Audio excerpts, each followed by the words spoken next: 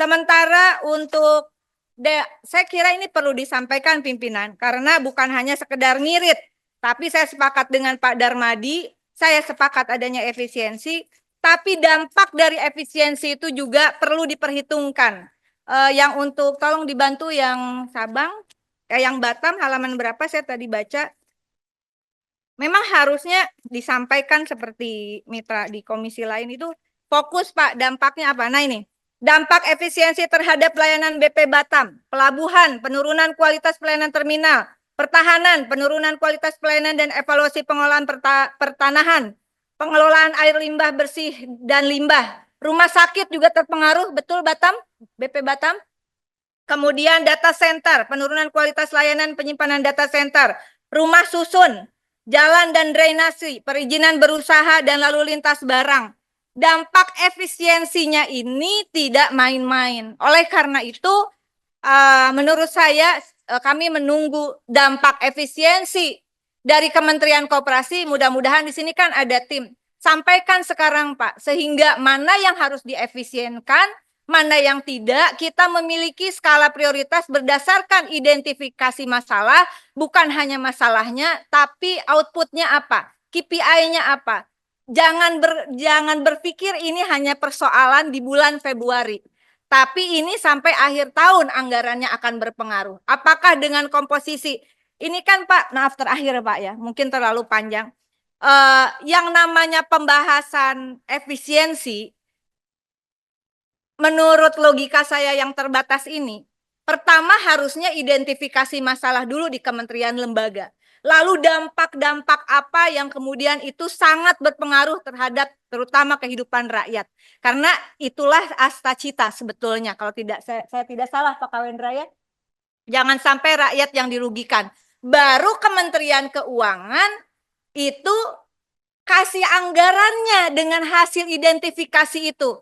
Koreksi jika saya salah. Mekanisme yang terjadi adalah Kementerian Keuangan, khususnya DJA, ini ngalas dulu setiap kementerian lembaga. Betul tidak Bapak?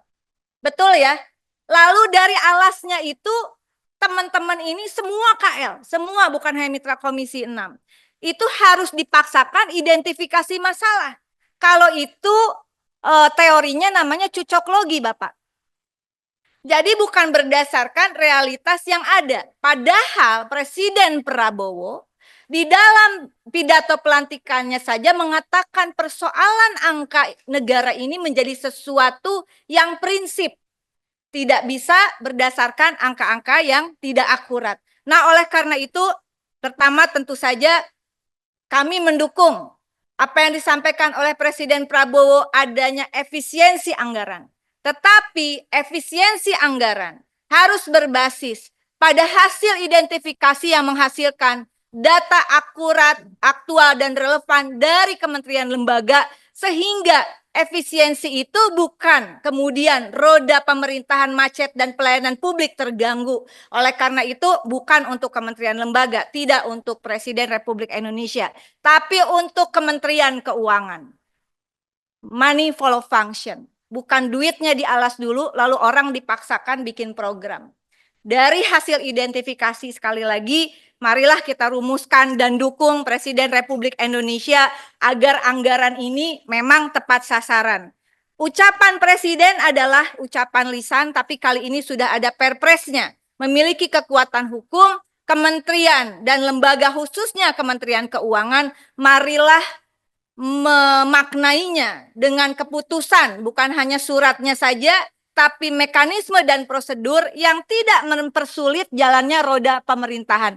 Demikian, mohon maaf jika ada kekurangan, karena kesempurnaan milik Allah semata, dan mudah-mudahan apa yang disampaikan ini membawa berkah karena gelisah semuanya. Efisiensi ini penting, tetapi kalau tidak melalui rencana yang terencana, terukur, dan terarah, saya yakin efisiensi ini tidak tepat sasaran dan imbasnya juga akan berpengaruh kepada citra Presiden Prabowo yang kami sebetulnya sudah disampaikan. Kami adalah, kalau PDI Perjuangan, mitra strategis, Bapak.